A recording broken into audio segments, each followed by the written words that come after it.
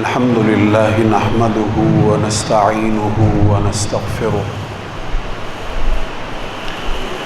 ونستهديه ونستنصره ونؤمن به ونتوكل عليه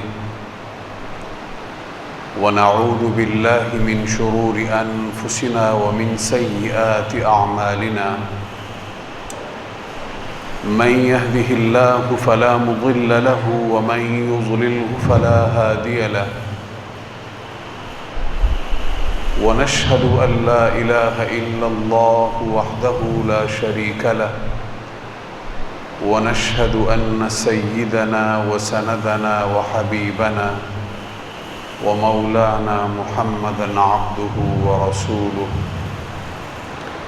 أرسله الله إلى الناس كافة بشيرا ونذيرا وداعيا إلى الله بإذنه وسراجا منيرا ولكن أكثر الناس لا يعلمون. أما بعد فأعوذ بالله من الشيطان الرجيم. بسم الله الرحمن الرحيم. ما كان محمد أبا أحد من رجالكم ولكن رسول الله وخاتم النبيين. وقال النبي صلى الله عليه وسلم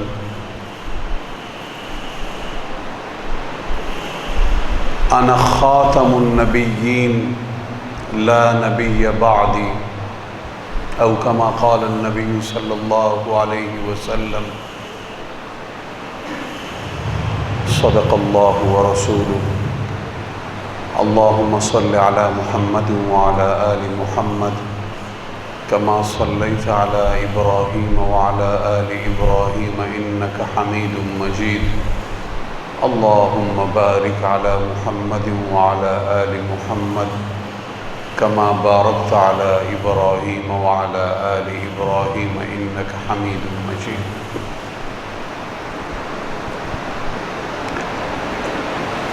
واجب الاحترام میرے مسلمان بھائیوں، قابل قدر بزرگوں اور میرے عزیز نوجوان ساتھیوں،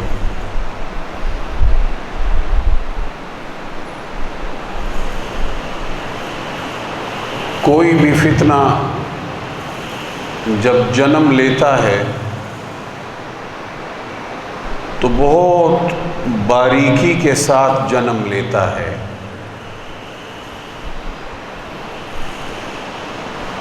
اور اس کے پھیلاؤ اور نشر و اشاعت کا جو راستہ ہوتا ہے وہ بھی بہت باریک بین ہوا کرتا ہے، اور اس فتنے کے پاس جو زبان ہوتی ہے، جو گفتگو ہوتی ہے، وہ بھی بہت باریک بین ہوتی ہے۔ چنانچہ قرآن کریم سورہ بقرہ کے بالکل ابتدا میں مکہ مکرمہ اور اس ماحول کے منافقین کے حوالے سے، مدینہ منورہ کے منافقین کے حوالے سے ارشاد فرماتا ہے وَإِذَا لَقُوا الَّذِينَ آمَنُوا قَالُوا آمَنَّا وَإِذَا خَلَوْا إِلَى شَيَاطِينِهِمْ قَالُوا إِنَّا مَعَكُمْ إِنَّمَا نَحْنُ مُسْتَهْزِئُونَ۔ وہ جب مومنین سے ملتے تو ان کو کہتے کہ ہم آپ کے ساتھ ہیں، تو بہت نرم گفتار کے ساتھ، میٹھی زبان کے ساتھ، میٹھی گفتگو کرتے ہوئے، بہت باریک بین، ہم تو آپ کے ساتھ ہیں۔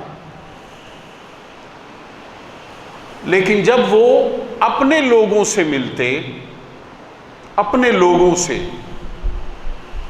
اور ان کو جا کے رپورٹ دیتے، تو وہاں پہ پھر وہ مسلمانوں کا ٹھٹھا اڑاتے، مذاق اڑاتے اور کہتے انما نحن مستہزئون، ہم تو ان کا استہزاء اڑاتے ہیں، مذاق اڑاتے ہیں ان کا۔ اور پھر ان کو جب کہا جاتا کہ یہ آپ کیا کر رہے ہیں، تو وہ کہتے انما نحن مصلحون، ہم تو اصلاح احوال کا کام کر رہے ہیں۔ قرآن کریم نے ارشاد فرمایا الا انہم هم المفسدون ولکن لا یشعرون، یہ اصلاح احوال نہیں ہے بلکہ یہ فساد ہے روئے زمین میں۔ تو یہ قرآن کریم نے اصولی طور پر ایک نقشہ کھینچا ہے فتنے کا۔ فتنہ جنم لینے کے بعد پھیلتا کس طرح سے ہے، وہ کس طرح آپ کے لبادے میں آتا ہے، آپ کے لباس میں آپ کے پاس آتا ہے، آپ کی گفتگو، آپ کی زبان اور آپ کے دلائل میں وہ آپ کے پاس آتا ہے، اور پھر وہ آپ کو قائل کرتا ہے کہ ہم اور آپ تو ایک ہیں، ہم آپ میں سے ہیں، آپ ہم میں سے ہیں۔ اور پھر جب آپ قائل ہو جاتے ہیں پھر وہ دھیرے دھیرے دھیرے دھیرے چوٹ لگاتا ہے۔ جب اس کو موقع ملتا ہے، اس کو وقت ملتا ہے، تو وقت ملنے کے اوپر وہ چوٹ لگاتا ہے اور پھر خطرہ ہوتا ہے کہ انسان کہیں پھسل نہ جائے۔ تو یہ فتنہ بہت باریک بینی کے ساتھ، بہت بظاہر دلیل کی بنیاد پر، بہت حکمت عملی کے ساتھ فتنہ پھیلتا ہے اور اس کی نشر و اشاعت ہوتی ہے۔ اور جو کمزور ذہن ہے، جو نوخیز ذہن ہے، نوخیز ذہن جو کئی طرح سے گلوں اور شکووں کا شکار ہے، اس کو گلے شکوے ہیں، اپنے مسجد کے امام سے گلہ شکوہ ہوگا، اپنے محلے کے مولوی صاحب سے اس کو گلہ شکوہ ہوگا، مذہبی طبقے سے اس کو کوئی گلہ شکوہ ہوگا۔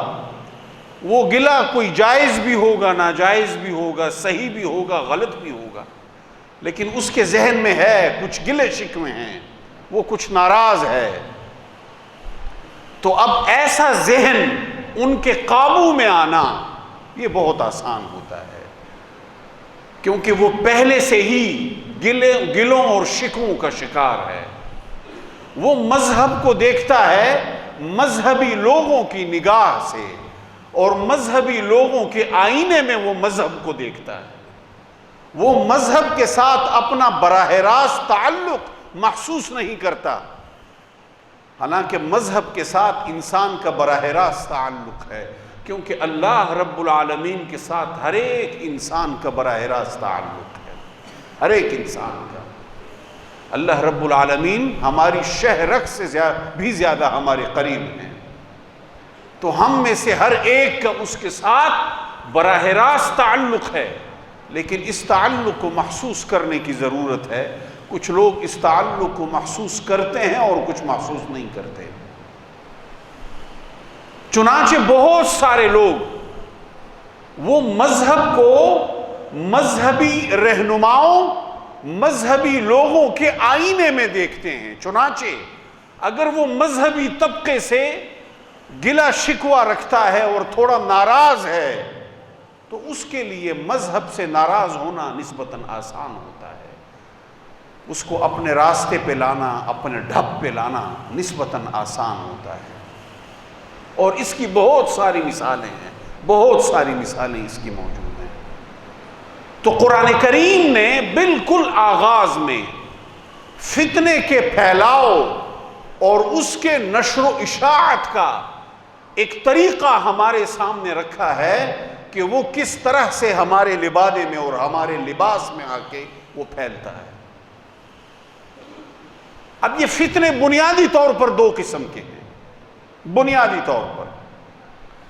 ایک وہ فتنہ ہے جو اللہ رب العالمین کے وجود اور ذات باری تعالی کے حوالے سے مارز وجود میں آتا ہے، اور دوسرا فتنہ محمد الرسول اللہ صلی اللہ علیہ وسلم کی ذات باری تعالی کے حوالے سے وجود میں آتا ہے۔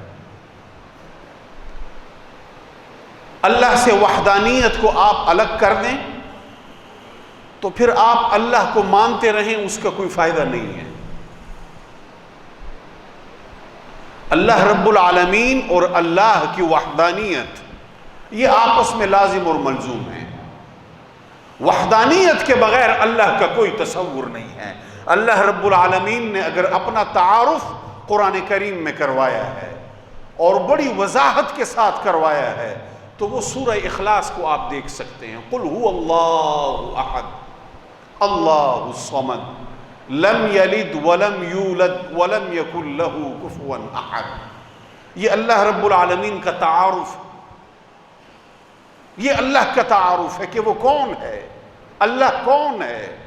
وہ بے نیاز ہے، اس کو کسی نے جنم نہیں دیا، مطلب اس کے اصول نہیں ہیں۔ اصول اس کا باپ دادا پردادا یہ اصول ہوتے ہیں، یہ نہیں ہیں۔ پھر آگے اس نے کسی کو جنم نہیں دیا، اس کی فروعات نہیں ہیں، اس کی اولاد نہیں ہے آگے۔ اب جب اصول بھی نہیں ہیں، فروع بھی نہیں ہیں، والد دادا پردادا یہ نسب بھی نہیں ہے، اور آگے اولاد بھی نہیں ہے، نسل بھی نہیں ہے۔ اوپر نسب ہے، نیچے نسل ہے۔ جب یہ دونوں چیزیں موجود نہیں ہیں تو معلوم یہ ہوا کہ اللہ کے کوئی جنس ہی نہیں ہے، اس کے جنس میں اس کے ساتھ اور کوئی شریک ہی نہیں ہے۔ وہ کیا ہے؟ وہ کیا چیز ہے؟ ما یلیق بشانہ، جو اس کے شایان شان ہے اللہ وہ ہے، جو اس کے شایان شان ہے۔ ہم اس کی صفات کے بارے میں تو جانتے ہیں، اس کی صفات کے بارے میں کہ وہ علیم ہے، علم والا ہے، وہ قدرت والا ہے، ارادہ کرنے والا ہے، چیزوں کو وجود میں لانے والا ہے، ارادے کے ساتھ کن فیکون کی قوت کا حامل ہے۔ وہ حی لا یموت ہے اور قیوم ہے۔ قیوم نہ صرف یہ کہ قائم ہے بلکہ کائنات کو قائم کرنے والا ہے۔ روئے زمین پر کوئی ایک پتا اس کی مرضی اور منشا کے بغیر حرکت میں نہیں آ سکتا، کوئی چیز اس کی مرضی اور منشا کے بغیر پیدا نہیں ہو سکتی۔ یہ جو سمندروں کی طغیانیاں ہیں، یہ جو پانی کی روانی ہے، اور یہ صحراؤں کی جو وسعت ہے، یہ جو پہاڑوں کی بلندی ہے، آسمانوں کی وسعتیں ہیں، زمین کی گہرائی ہے، یہ اللہ رب العالمین کی قدرت کا مظہر ہے، اس کی قدرت کا اعجاز ہے۔ ہم ان صفات سے اللہ کو جانتے ہیں، اور وہ وحدہ لا شریک ہے، وحدہ لا شریک۔ اب اگر کوئی قوم یا کوئی فرد، کوئی انسان اللہ کو تو مانتا ہے لیکن اس کو وحدہ لا شریک نہیں مانتا، نعوذ باللہ من ذالک، یہ اللہ کو گالی دینے کے مترادف ہے۔ ایک حدیث قدسی ہے کہ بنی آدم مجھے گالی دیتا ہے۔ کس طرح سے گالی دیتا ہے؟ کہ وہ زمانے کو برا بھلا کہتا ہے کہ زمانے نے میرے ساتھ یہ کیا، زمانے نے میرے ساتھ یہ کیا۔ زمانے نے آپ کے ساتھ کچھ نہیں کیا، زمانہ خود مخلوق ہے اللہ رب العالمین۔ تمام تر خیریں اور تمام تر شرور اس کا خالق اور مالک اللہ رب العالمین ہے۔ کسی کو اچھائی پہنچتی ہے، اس کا خالق اللہ ہے، کسی کو نقصان پہنچتا ہے، اس نقصان کا خالق اللہ ہے۔ ہاں، انسان نے اپنے اعمال کے اندر رہتے ہوئے اس کا تجزیہ کرنا ہے۔ یہ دنیا دار الاسباب ہے کہ یہ نقصان مجھے کیوں ہوا ہے، میرے کن غلط حرکتوں اور غلط فیصلوں کے نتیجے میں ہوا ہے۔ ہوا اللہ کی طرف سے ہے، سبب انسان نے خود دیا ہے۔ تو اللہ وحدہ لا شریک ہے۔ اب ایک فتنہ وہ ہے جو روئے زمین پر اللہ کی ذات کے حوالے سے معرض وجود میں آیا ہے اور ہمیشہ آیا ہے۔ ہمیشہ زمین پر رہنے والے لوگوں کی اکثریت نے اللہ کے ساتھ دوسری چیزوں کو شریک کیا ہے، اکثریت نے۔ وَلَكِنَّ أَكْثَرَ النَّاسِ لَا يَعْلَمُونَ۔ قرآن کریم اس آیت سے بھرا ہوا ہے کہ لوگوں میں سے اکثریت نہیں جانتی، کیا نہیں جانتی؟ اللہ کی معرفت نہیں جانتی، اللہ کے وجود کو نہیں جانتی کہ اللہ کیا ہے، اس کی وحدانیت کو نہیں جانتی۔ وَلَكِنَّ أَكْثَرَ النَّاسِ لَا يَعْلَمُونَ۔ تو ایک فتنہ اللہ کی ذات کے حوالے سے ہے کہ اللہ کے وجود کے قائل تو ہیں مختلف شکلوں میں، لیکن دوسری طرف اس وجود کے ساتھ دوسری چیزوں کو شریک کر رہے ہیں، شرک کے مرتکب ہو رہے ہیں۔ یہ اللہ کی ذات کے حوالے سے فتنہ ہے، اور روئے زمین پر یہ فتنہ ہمیشہ موجود رہا ہے، ہمیشہ۔ حضرت آدم علیہ السلام کی تشریف آوری کے بعد بہت تھوڑا عرصہ زمین کے اوپر وحدانیت کے اوپر لوگ اکٹھے رہے ہیں، اس کے بعد دھیرے دھیرے شیطان نے اپنا اثر دکھایا ہے اور انسانوں کے اندر شرک پھیلایا ہے اس نے اللہ کے وجود کے حوالے سے، اللہ کی ذات کے حوالے سے۔ ایک یہ فتنہ ہے، اور یہاں ہم ایک نقطے کے طور پہ اس چیز کو سمجھ لیں کہ وحدہ لا شریک کے بغیر اللہ کی ذات کا کوئی تصور نہیں ہے۔ یہ دونوں چیزیں لازم اور ملزوم، وحدہ لا شریک۔ دوسرا فتنہ وہ حضور سرور کونین صلی اللہ علیہ وسلم کی ذات اقدس کے حوالے سے ہے۔ جس طرح اللہ کا تصور وحدہ لا شریک کے بغیر ناممکن ہے، محمد الرسول اللہ کا تصور ختم نبوت کے بغیر ناممکن ہے۔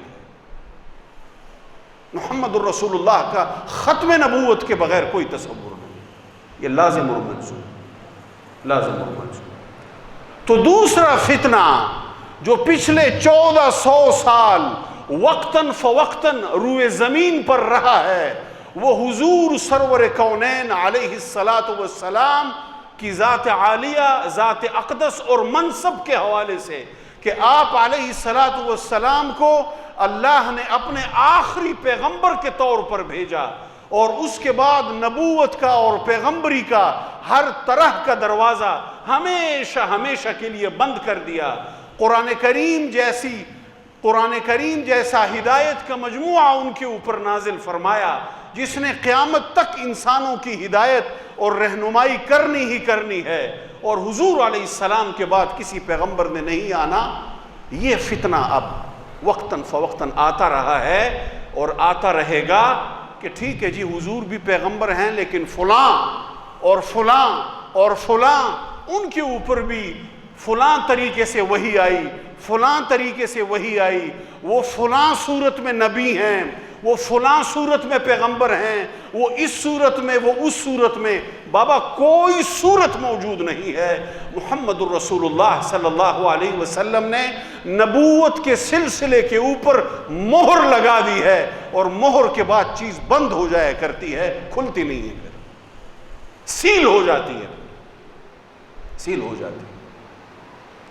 اور جس طرح میں نے عرض کیا، قرآن کریم سورہ بقرہ کے بالکل ابتدائی آیات آپ کے سامنے رکھی کہ فتنہ کس طرح سے پھیلتا ہے، فتنہ معرض وجود میں کیسے آتا ہے۔ وہ آپ کے لباس میں، آپ کے حلیے میں، آپ کی زبان میں، آپ کی گفتگو میں، آپ کے طور طریقوں میں، آپ کے ساتھ شامل ہو کر فتنہ آپ کے سامنے آتا ہے، کیونکہ وہ اس وقت تک فتنہ بن نہیں سکتا۔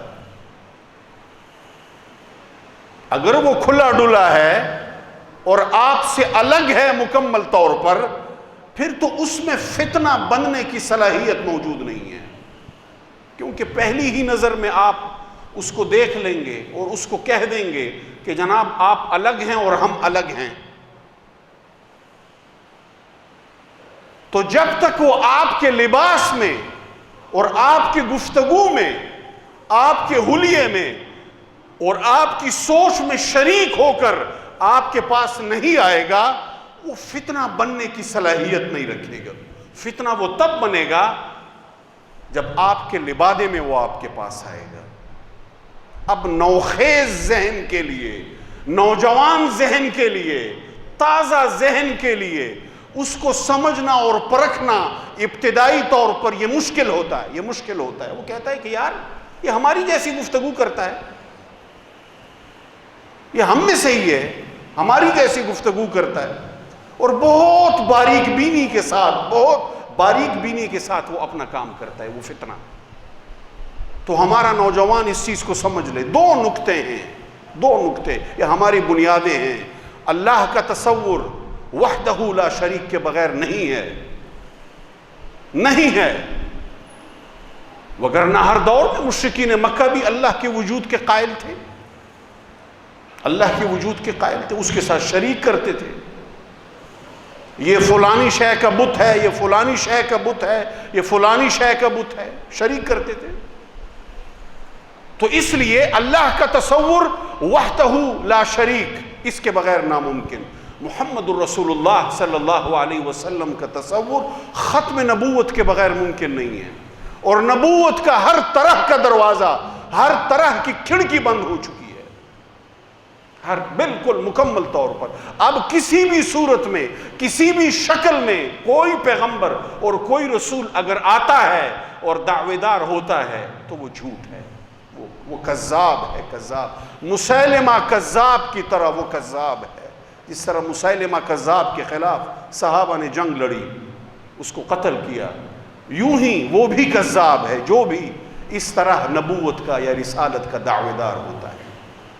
تو دلائل کی دنیا میں، علم کی دنیا میں ہمارے نوجوان کو، ہمارے نوخیز ذہن کو اتنا مضبوط ہونا چاہیے کہ اسے اپنے پیغمبر کا تعارف بھی ہو اور اپنے اللہ کا تعارف بھی ہو، اپنے پیغمبر کی بنیادی صفت کا بھی اسے تعارف ہو اور اپنے اللہ کی بنیادی صفت کا بھی اسے تعارف ہو، اور دلیل کی بنیاد پر وہ اتنا مضبوط ہو، علم کی بنیاد پر وہ اتنا مضبوط ہو کہ رتی برابر اس کے قدموں کو ڈگمگایا نہ جا سکتا ہو، رتی برابر، اور بڑی ہی خوش اخلاقی کے ساتھ اور بڑے ہی تدبر کے ساتھ، تحمل کے ساتھ وہ اگلی بات کا بڑے ہی ٹھوس لہجے میں اس کو جواب دے کہ محمد الرسول اللہ کا ختم نبوت کے بغیر کوئی تصور نہیں۔